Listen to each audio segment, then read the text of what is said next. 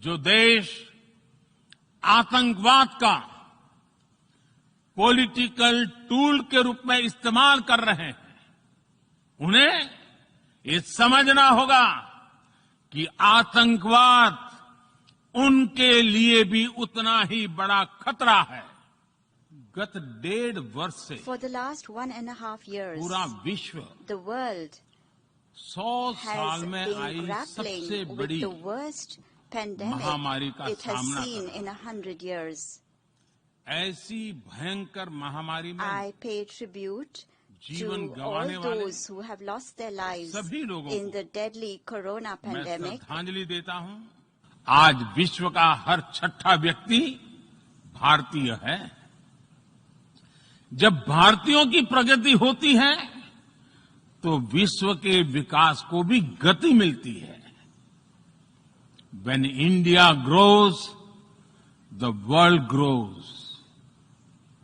When India reforms, the world transforms. मैं UNGA को ये जानकारी देना चाहता हूं कि भारत ने दुनिया की पहली DNA वैक्सीन विकसित कर ली है, जिसे 12 साल की आयु से ज्यादा के सभी लोगों को लगाया जा सकता है।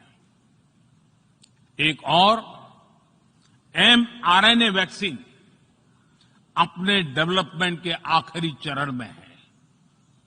भारत के वैज्ञानिक कोरोना की एक नेजल वैक्सीन के निर्माण में भी जुटे हैं।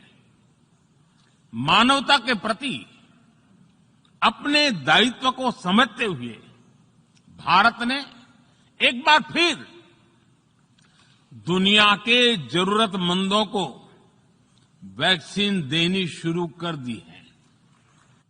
अपनी आजादी के 75 वर्ष के उपलक्ष्य में जब हम आजादी का अमृत महोत्सव मना रहे हैं, भारत 75 ऐसे सैटेलाइट्स को अंतरिक्ष में भेजने वाला है जो भारतीय विद्यार्थी स्कूल कॉलेजों में बना रहे हैं।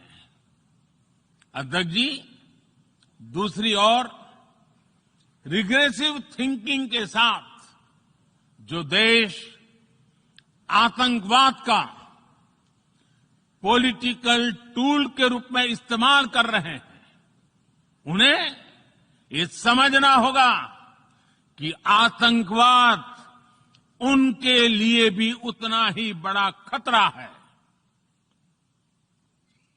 ये सुनिश्चित किया जाना बहुत जरूरी है कि अफगानिस्तान की धरती का इस्तेमाल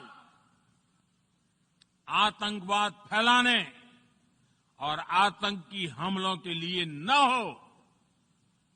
हमें इस बात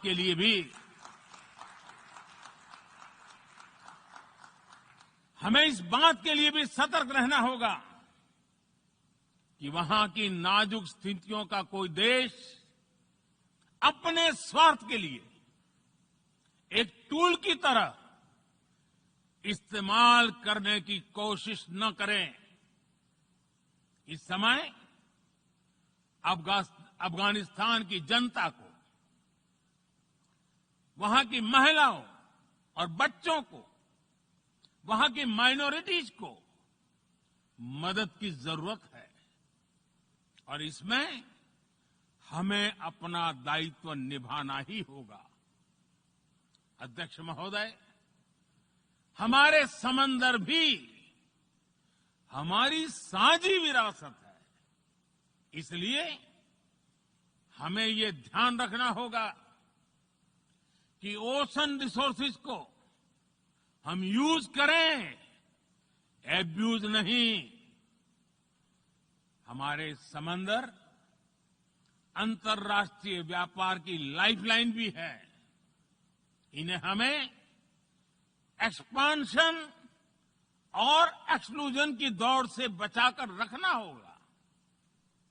रूल बेस्ड वर्ल्ड ऑर्डर को सशक्त करने के लिए अंतर्राष्ट्रीय समुदाय को एक सुर में आवाज उठानी ही होगी।